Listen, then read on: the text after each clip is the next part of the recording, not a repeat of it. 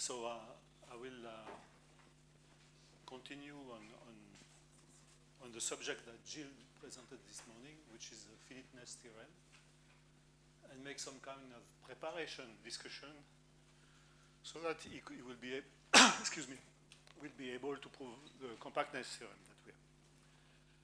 Okay, but in order to go a bit further in the finiteness theorem, that is to go away from the groups and to the geometry. Groups are very beautiful, but we want to have a result on geometry. I have to introduce a new notion. So it's new, not new for most of you. It might be new for, excuse me, for some of you. So XD is a geodesic space, and I recall that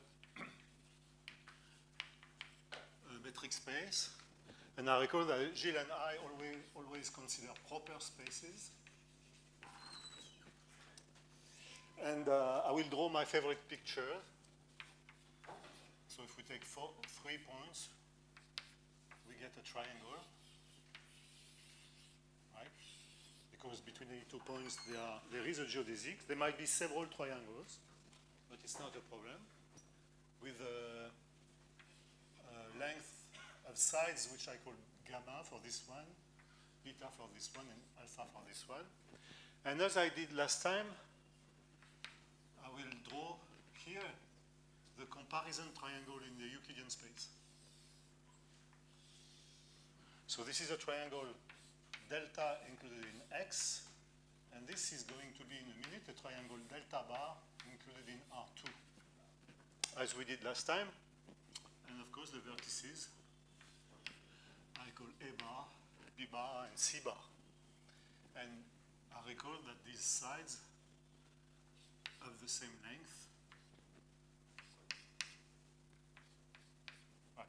So I believe that you have done the exercise to show that such a triangle delta bar always exists. Now I'll pick a point on this side or another, which I call P. And I reproduce here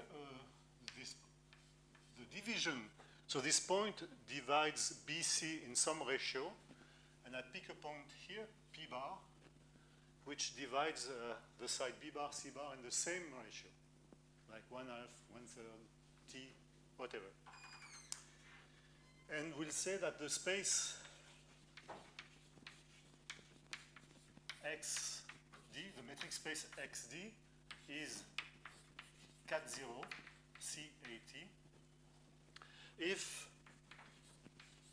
for any triangle delta, the distance between A and P is less than the distance between A bar and P bar. So it's a much simpler definition than last time, since we do not have to add this tripod. And so it's a more classical definition. I guess it goes back to Alexandrov, I believe. Not sure about the history of this. And okay, so I'll make some comment about this definition, which we will use later. First of all, this delta hyperbolicity doesn't see local objects, local balls, small balls, whereas this cat0 has an influence even on small balls.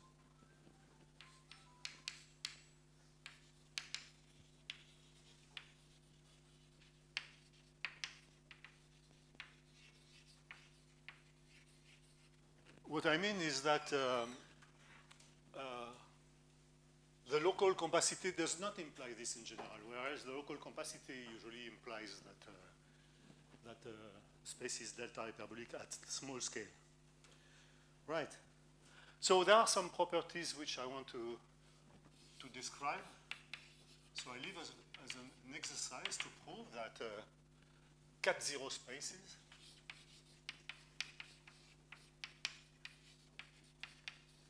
are Boozman.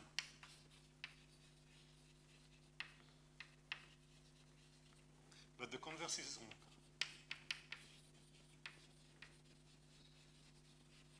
Converse is not true. And you can look at this in the the other good book. So the first one above everything is Athanase and his collaborators' book, but there is another one.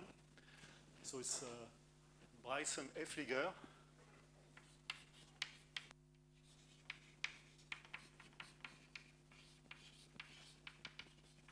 And page 169, more precise reference. And the converse counterexample for the converse is easy. It's just a vector space with a norm whose unit ball is strictly convex, but not ellipsoidal. Right. Good. Of course, so I didn't say what does cat mean. Most people know that cat means Cartan, Alexandrov, and the T? Toponov. Oh, well, of course you know. But you should not have answered. You should leave this kid decide. So Cartan, Alexandrov, Toponov. So the name was given by Gromov, I guess. And well, so I use cat 0, and the 0 refers to R2, which has 0 curvature. So in this way, you can define anything, cat kappa for any kappa real number. Well, if it is positive, you have to be a little bit careful, because in that case, you will compare to the sphere. And when you have three geodesic, which makes a triangle on the sphere, there might be two different triangles. So there is for kappa positive, there is a precaution to be taken here. But what is more interesting for us is kappa negative, and for example, equal to -1. And then we get cat -1 spaces. So cat -1 spaces, you can check that they are delta hyperbolic, and it is the second exercise. That's easy. And you can even compute delta. Well, estimate delta. Right. So I wanted to mention cat -1 for one reason. I drew this example last time or during the third lecture. Take two hyperbolic surfaces and you put a connection, one-dimensional connection between them. So it's a connected metric space, even arcwise connected. Then you should try to show that this is cat -1. So strangely, it's not strange, but strangely enough, a segment is cat -1. And then I gave the second example where you thicken a little bit the segment and get a cylinder, and of course, you destroy the cat -1 property, but then you get cat 0. Okay, so why do we care about this kind of space? I will explain this in a minute. And I will explain this in a minute.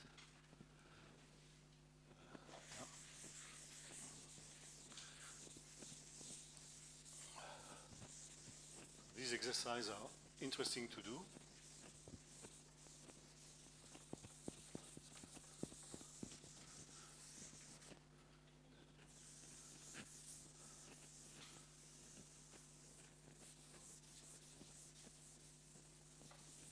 Yeah, so of course we can also define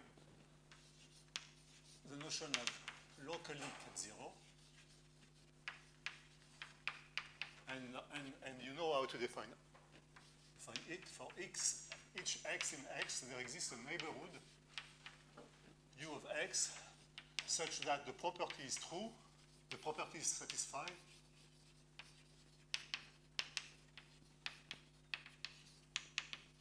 for any triangle included in U, completely included in U. So if you take 3 points in an open set, it might be that the geodesic joining the point go out the triangle, out of the triangle. We don't consider this one. Right, and there is a famous, so there is a theorem by Bryson, and in the book by Bryson and Effliger, which says the following. So you can look at the booklet. It's not really a theorem, it's a proposition. So if X D is locally cat 0, and as the property of extendable geodesic, can always extend them.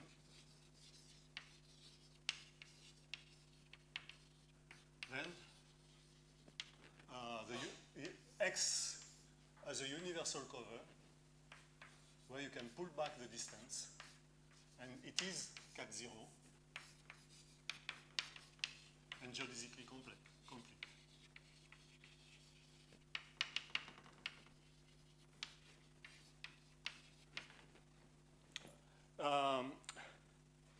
Yeah, what is the point of this statement? Is to see that this local cat 0 property goes through covering. Well, the point I wanted to mention here is that it's not always true that a topological space has a universal cover. So there are two schools in this story.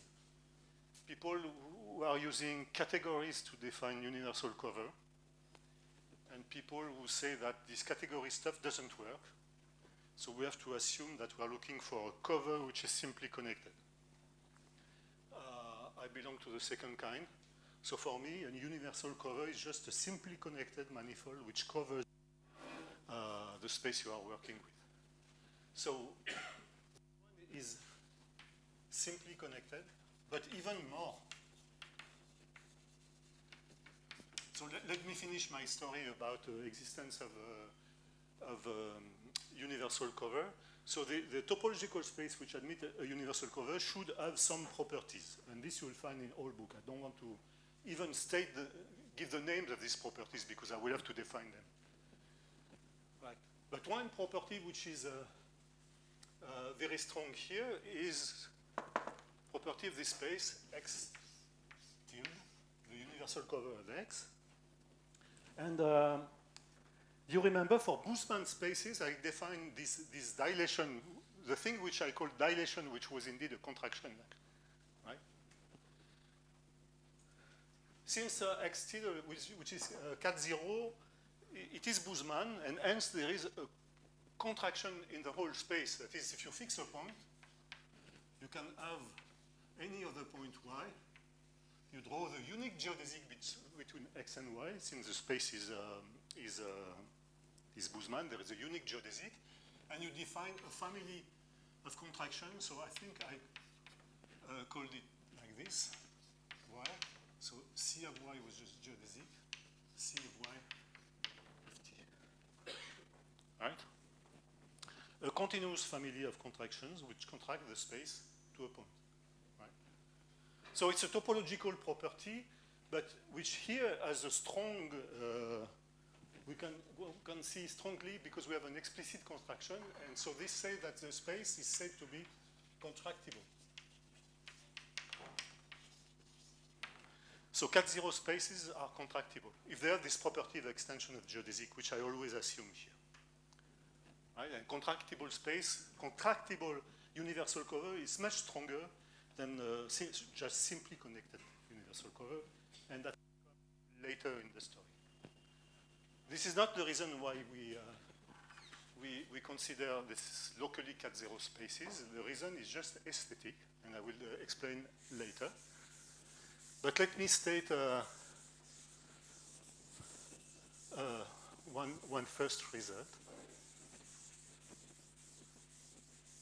So contractibility, I did not define, but it is exactly this. There is a continuous deformation of the whole space to a point. Continuity is important. Here we have more. We have a dilation, a contraction. Sorry, I'm going to mess around for most of the lecture. Right. So we'll come back to our obsession, where we have three numbers. And I will be looking at spaces. So I will call them Y instead of X bit, because X will be the universal cover. So these spaces are compact. connected, proper, as usual, locally cat 0,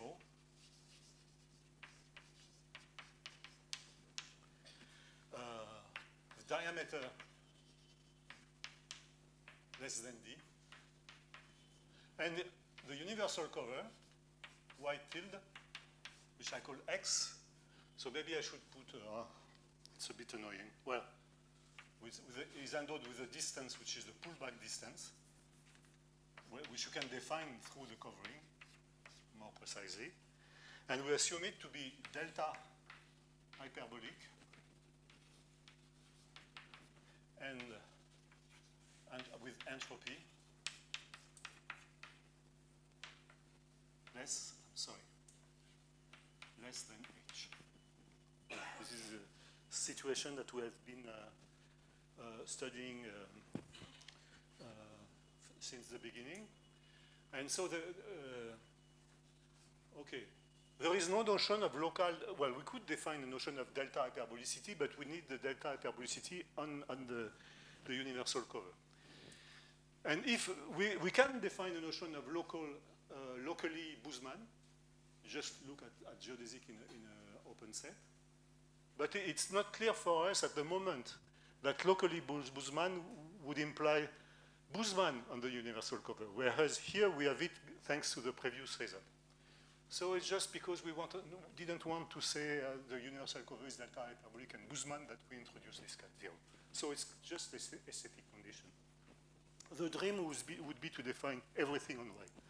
Well, anyway, I look at this space MDH delta, which is the space of isometry classes of such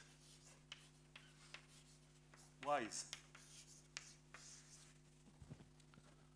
Right? So we look at all these compact connected proper space with all this property, up to isometry, of course.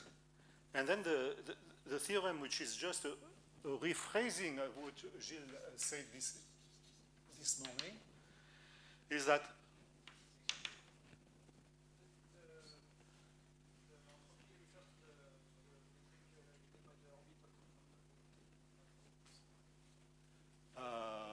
volume of the, yes, you're right, I'm sorry, yes.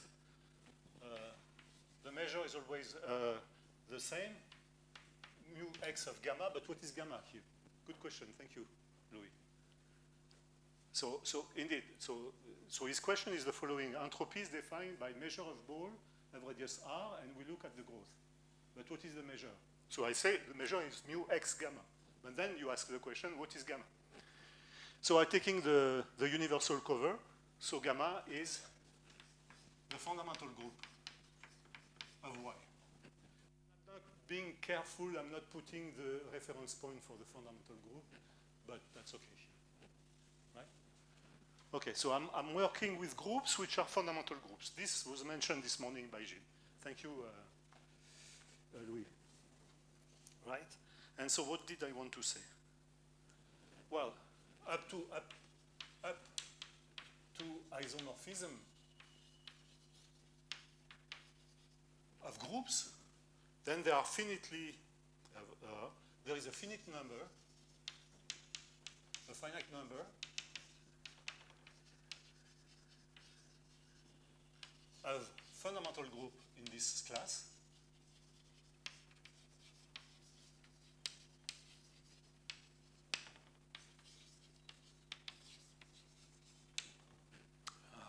And this number is bounded above by the quantity that Gilles described this morning, which he called M0 delta HD, or maybe it was M0 delta DH, whatever.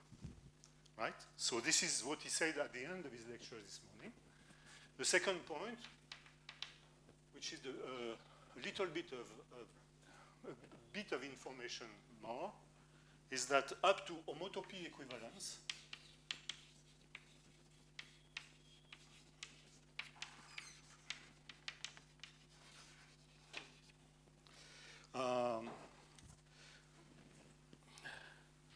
there is a finite number of homotopy classes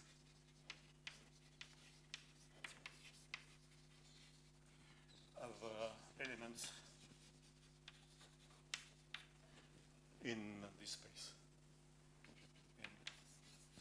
in M delta dH, right? And this number is the same. So this statement is really for free, just a corollary of what Gilles did this morning. So this he mentioned, so I don't say anything more. Maybe I should explain what we call homotopy equivalence.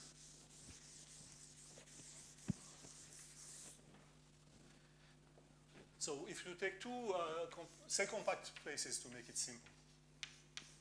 So compact metric spaces, compact topological spaces. Metric is fine, right? And so we say that they are homotopically equivalent if there exist two continuous maps, F and G,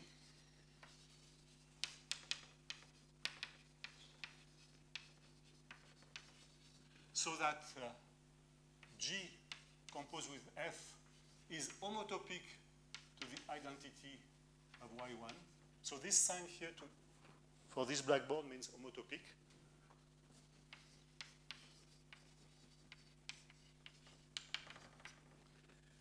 And F composed with G is homotopic to the identity of Y2, I guess. So homotopic means that this continuous map can be continuously deformed to the identity. And so this has lots of influence on the topology of these topological spaces. But here it's a bit for free, but let me explain nevertheless. It's for free that we get finiteness.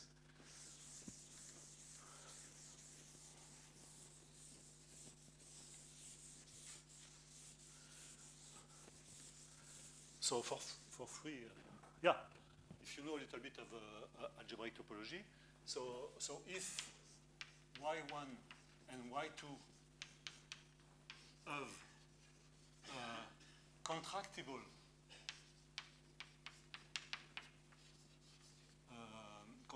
universal cover, then any isomorphism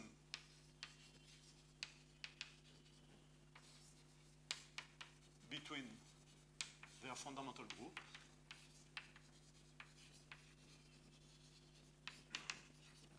groups is induced by homotopy equivalence.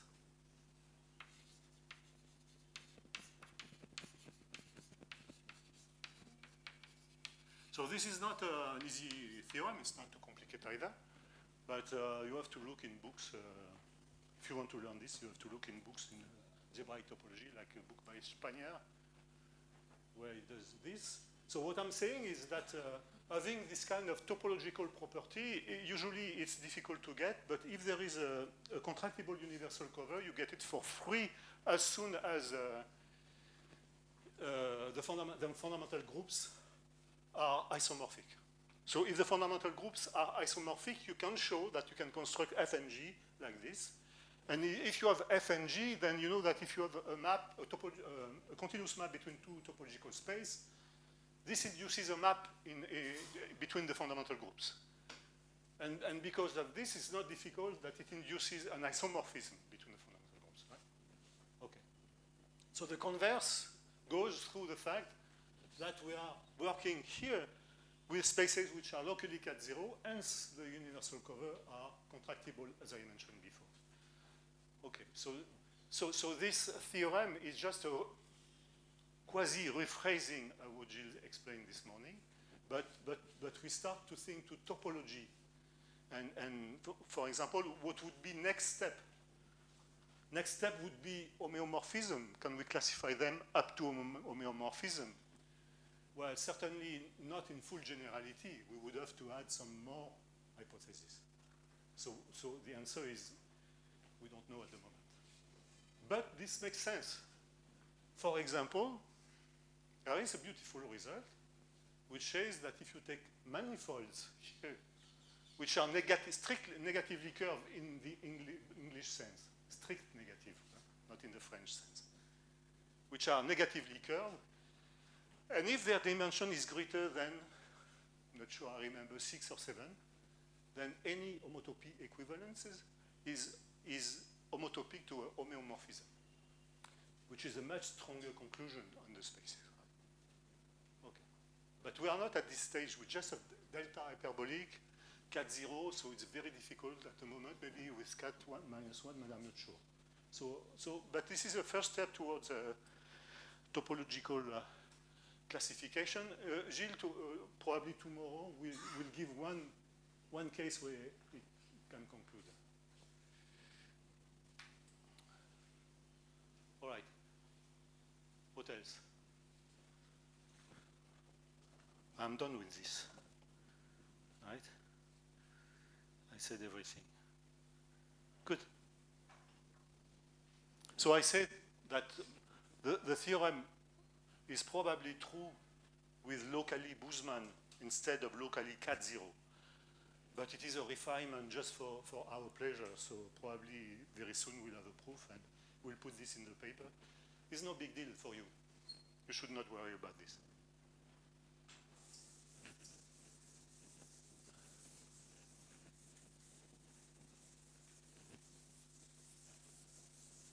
The next step is to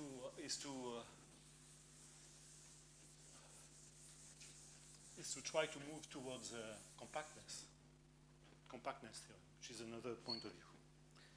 So let me call this section. So this is the first time I write the number of a section. Let's call it 1, and this will be the last one. And I call it towards compactness results.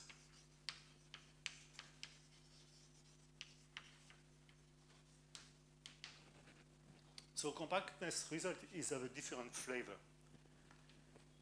For example, for those who know the history of Riemannian geometry, so it was first this finiteness theorem, which is Jeff Chigger's thesis, long time ago, and then Gromov came with this idea that finiteness comes from compactness, and he proved a compactness theorem, or pre-compactness, which I will mention and maybe prove in this lecture.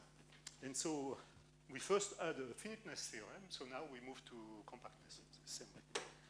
Right? So what do we want to do? This I announced during the first lecture. So I never know in which side should I put this, but it doesn't matter. We want to show that this space is compact for a distance which I have to describe now, Gromov-Hausdorff distance. Right? This is the idea. Now we look at this space, and instead of saying that there are finitely many fundamental groups, for example, we consider it as a metric space, and we want to show metric properties of this metric space, and the easiest property to look at is compactness.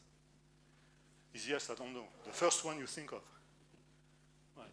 So I have to define this distance. So it's called Gromov-Hausdorff distance. So some people say that it was not introduced by Gromov. And in fact, it existed before. So there is a mention of a distance like this due to David Edwards. So in this paper, which dates 1975, he introduced distance between metric spaces, which is very similar to what Gromov did, which we now call Gromov-Hausdorff distance. But he is famous, he's less famous, so that's why his name is here and not his one. You should first become famous and then introduce new notion. Isn't it right? Yeah. Okay, so so first, Hausdorff distance. This was used in Ivan's lecture between spaces of R2. So let's take a metric space. I will only consider a compact subset. and we define the distance, the Hausdorff distance between A and B by looking at, by looking at a tubular neighborhood of A and B, which I call like this, B including A epsilon. So, infimum of this epsilon, such that B, A, or is included in B epsilon, and for symmetry, B is included in A epsilon. So we ask A to be the tubular neighborhood of B, that is in the set of points which are a distance less than epsilon than B, and vice versa. And here A and B are compact. To make it simpler, I will consider compact subspaces. And this is a distance. So I'm cheating. It's not true for any metric space. You need to have some property of the metric space, but for example, locally compact is fine. So for most reasonable metric spaces, in particular the one that we are talking about here, this is a distance. So that's what I wanted to do in this case. And the idea developed by Edwards and Gromov is to extend this to arbitrary metric space. So if we have two, say, compact, I called them Y before. Now let me stick to X and X and Y.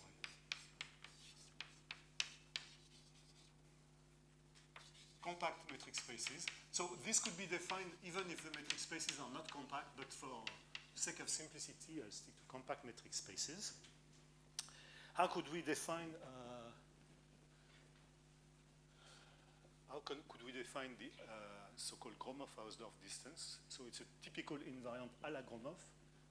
It does something, it minimizes on everything, and fortunately, you don't get zero.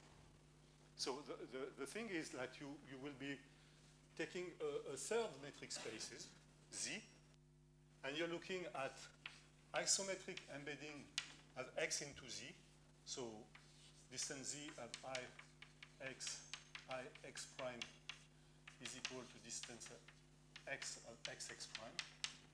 Isometric embedding of J of Y into Z.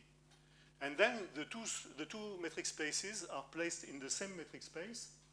So you can use the Hausdorff distance of Z to define a distance on I of X, J of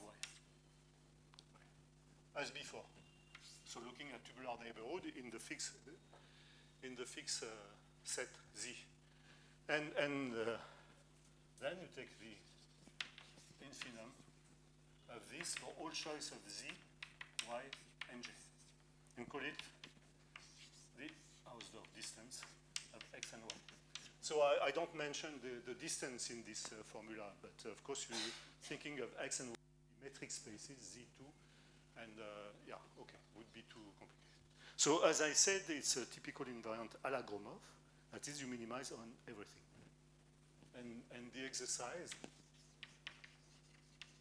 is to show that this is a distance.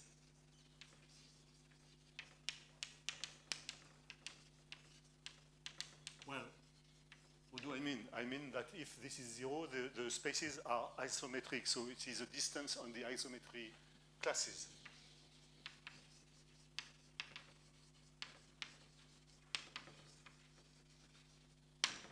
Of metric spaces. So the question is, what can we do with this? I will show you. So there is a first proposition, which I will not prove, of course. It is a bit tricky, but do you have any question? No, they don't. So there is a first proposition, which I guess is due to Gromov, which is the following. I'm not 100% sure about the attribution, but of course he's famous, so we can attribute everything to him. So the first proposition is that the set of metric spaces, of compact metric spaces, so the set M of compact metric spaces endowed with the distance dgh is complete. In the sense of completion of being complete for a metric space. So it's not difficult, but it's a bit tricky. If you have a Cauchy sequence, you have to find the limit. The limit is not given to you, and the way to find it is to look at the metric spaces of sequences. So, I mean, you can find this in books if you want to look at the details. You should do this once in a lifetime and then forget about it. But what is important is, so what is important here is that since I'm looking at compact metric set, this word has a meaning. Because if you take a big collection of objects, it's not clear that this is a set in the classical sense. So I'm not very fond of this logical thing about set theory, but here we really have to be careful. So this space here as a metric space has plenty of properties, but it's not locally compact. It's certainly not compact. The finite metric spaces are dense and so on and so forth, but it is complete. And this will need isomorphism classes. Thank you. The set M of isomorphism classes. Thanks. So that works. I mean, if I make mistakes, you stay awakened. Good. Okay, so I leave it to you as an exercise if you want to do this kind of exercise. So this definition, the definition that I have written here is not really useful, right? You have to test on all metric spaces, yes, Z. It's not useful. So let me present another definition, which is more useful.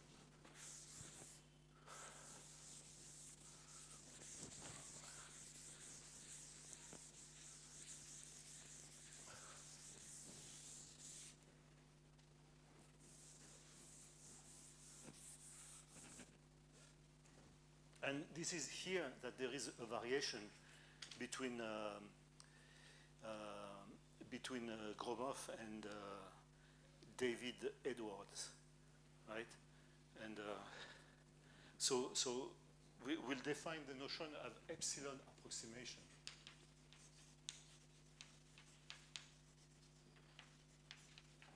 Did you mention that this morning? Yeah, you mentioned more or less this. Let me, so I'm just following what Olga did this morning. So let me recalling this construction. So if you take epsilon positive, epsilon is supposed to be small as usual, and two metric spaces, and consider only compact metric spaces.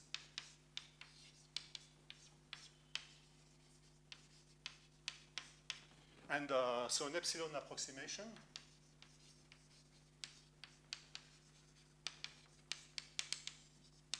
is a map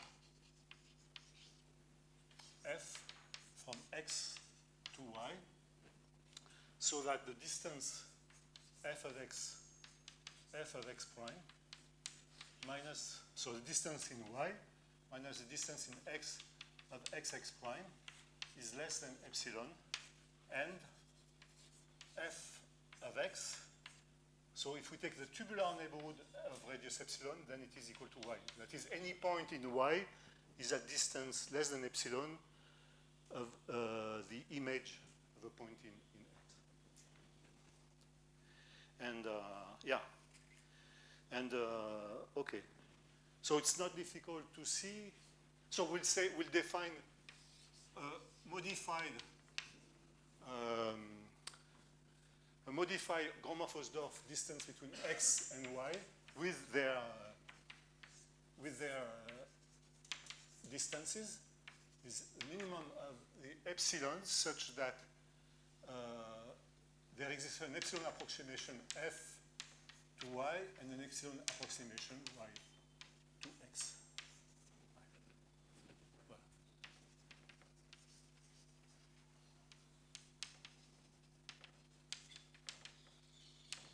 And so they are, the This is another distance on this set of isomorphism classes of these spaces. And these two distances are equivalent. They find the same topology, and they are equivalent when epsilon is small, and so on and so forth. So it's more convenient, as Olga said this morning, it's much more convenient to work with this space because you can approximate x and y by nets, what we call epsilon nets, that is a set of points which are epsilon dense to do this. The idea is to work with an interval by dividing it in small pieces, say k over n, right? And so this set of points approximate the interval at the scale 1 over n, or some, 1 over n here, right? And when n goes to infinity, it becomes denser, and it converges to the point. Still, it's not so easy to do lots of things with it, but it works. And for example, I will state a result which I don't know who proved it. Well, probably Gromov proved it, was the first to prove this proposition.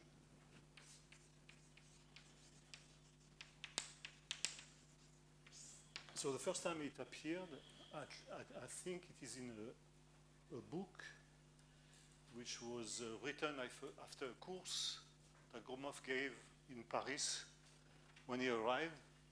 Did you attend this course? It was 80 or 81. And the book is, in France, it is called the Green Book. Everybody knows the Green Book. Excuse me?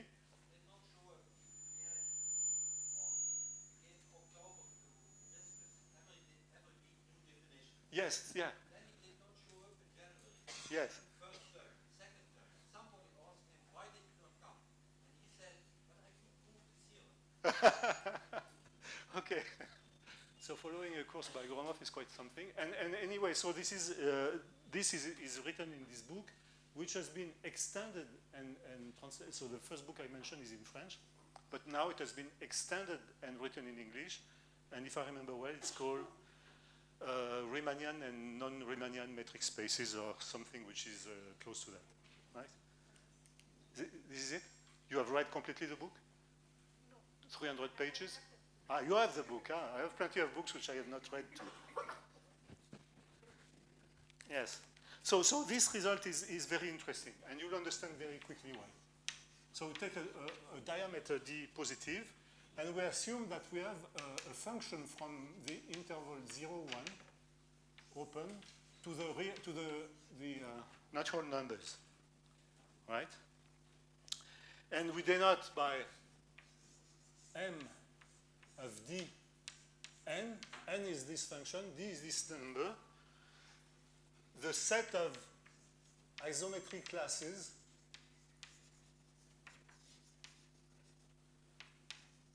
of metric spaces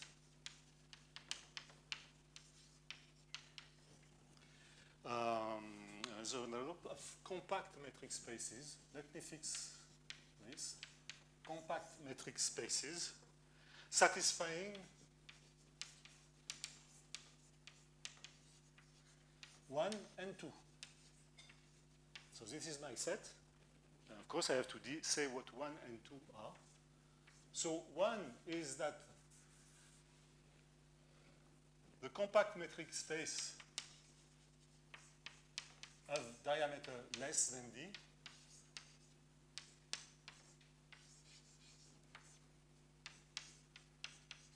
so this is just some kind of boundedness. And the second property is much more important. For all positive epsilon,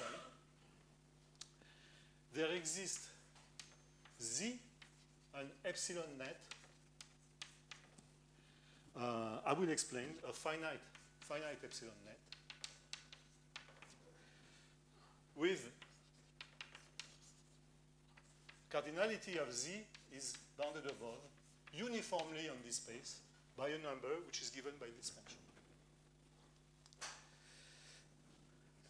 If we have this, then this set M D N is Gromov-Hausdorff compact. I will comment this in a minute. Let me erase the blackboard. Right?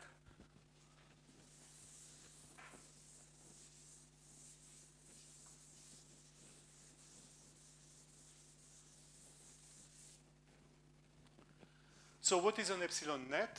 Well, let me recall this definition, which is easy. It is just a set of points.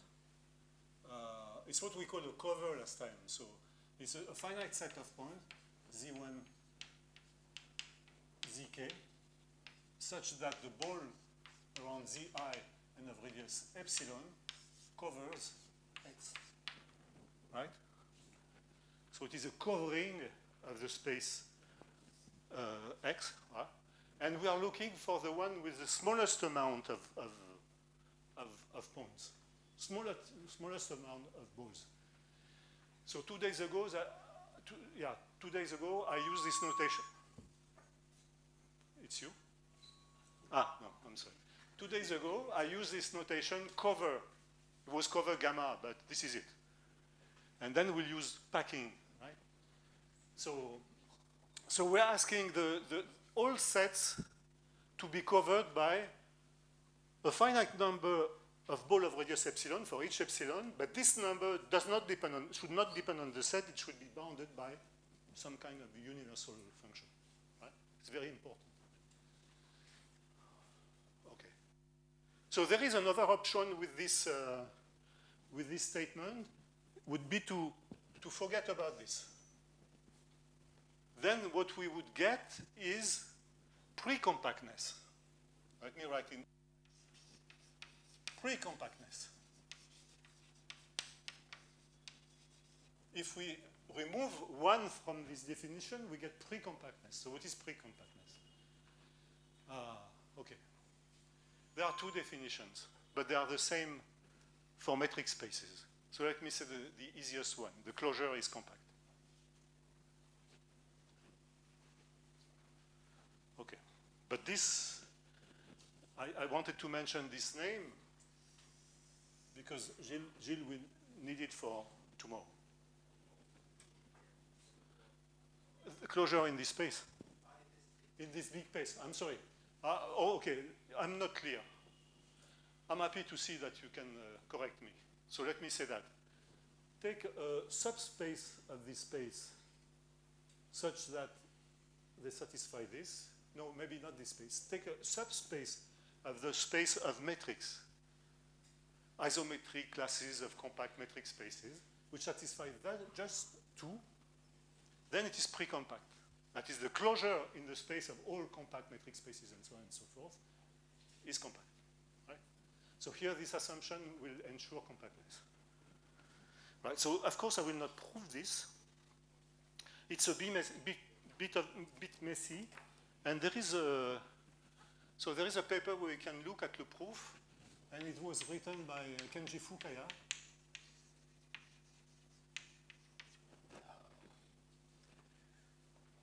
I don't remember the title. There is Gromov-Hausdorff in the title. So it was quite a few years ago. Anyway. But there are plenty of the sources for this. You can find plenty of the sources.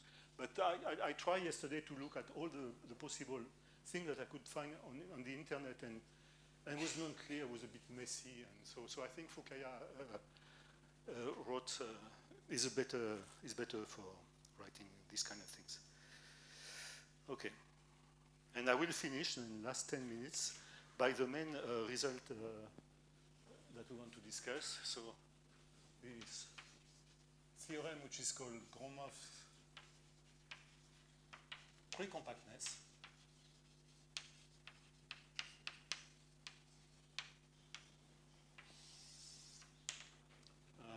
And which is, so I'm sorry, I look at my notes. So I will define man of what? ND. So man is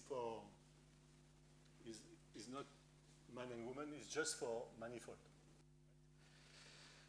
So this is the set and isometry classes of Riemannian manifold. So they are metric spaces because they carry a Riemannian metric, Riemannian manifolds.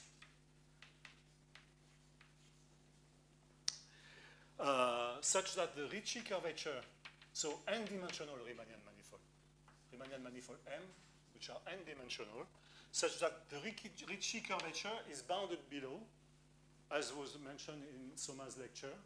But here I will normalize. Sometimes you put n-1 k and so on, bounded below by minus n-1, just to normalize. So the worst case is the hyperbolic space. You could do anything else, but this one pleases me, so I decided to do. N had finite diameter. Diameter is finite, bounded by some number, right? And so this man d, together with the Gromov-Hausdorff distance, so most of you maybe know that, is precompact.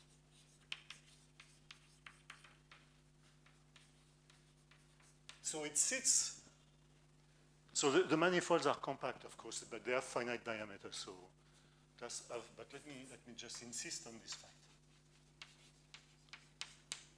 This Gromov-Hausdorff distance exists for non-compact object, but it's you have to modify it's an easy modification of the definition.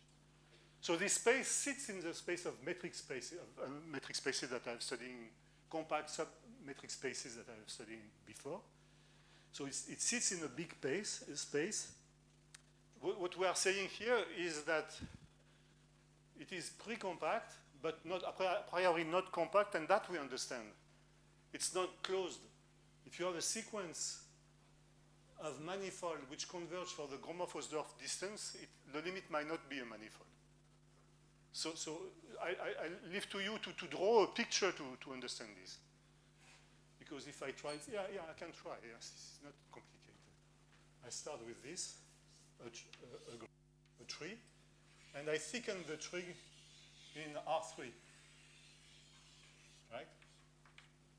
So it's thickened in R3, right?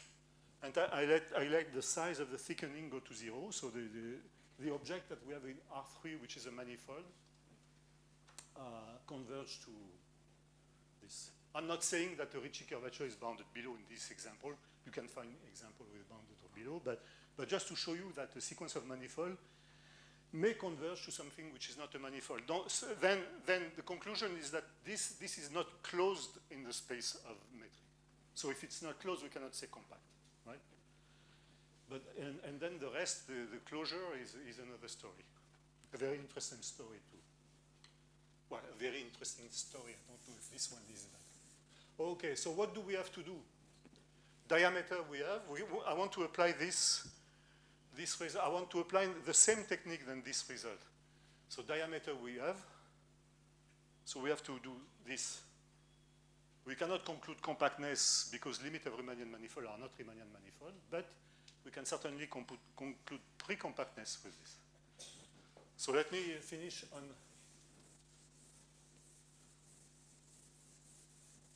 this. So it's very easy. Probably most of you have seen a proof already. Right. So let me give something which looks like a proof. So I fix epsilon positive, and I look at a maximal packing by balls of radius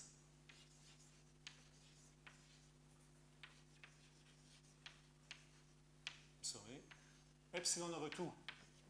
So I put in the manifold as much as I can balls of radius epsilon over 2. And I took a maximal packing.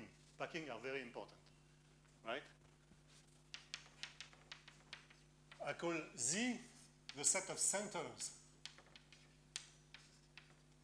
ZK, then it is easy to check that that the ball around this center and of radius twice epsilon over 2, that is epsilon, they cover the manifold. If we pick a Riemannian manifold. Okay. So far we have not used curvature. Now this ball of radius epsilon over 2, they are disjoint, and we have a Riemannian matrix, so we can compute the volume. Did you do the proof? Something similar. You didn't do the proof, right? So the volume with the Riemannian metric of this ball sum up to something which is smaller than the global volume. Well, of course, they are disjoint. There is no overlap. There are holes, so you might not have the full volume, but we don't care. Right? Okay. But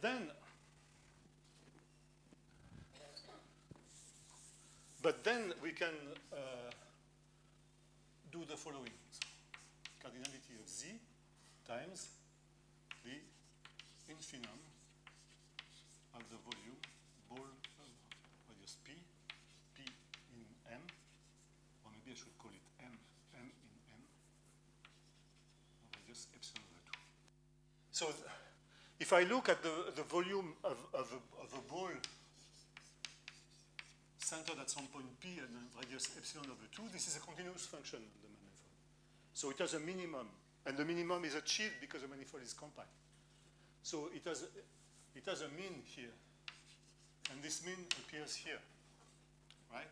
So I replace this by a lower bound, and what is left is just the cardinality of Z, which we want to estimate. And so the estimation of the cardinality of Z is the volume of the full manifold divided by this minimum. Volume of balls centered at all points, any point, radius of epsilon over 2. And, okay, parenthesis is, yeah. And this among all points M in M. Okay, so this minimum is achieved at some point M0, because this is a continuous function, and the space is compact. So we can find a point for which this minimum is attained, right? And now if you look around M0, the ball of radius diameter, then it covers completely the manifold. Because any point in the manifold, by definition of the diameter, is at distance less than D, distance to M0 less than D. So this above, we can replace M by M0 D, and then the volume. Right, this is exactly M, but another way to write it. Ball radius D covers completely the manifold. Right? And you recognize something here. So we have the same center. This is important. And so by Bishop-Gromov, this is bounded above by what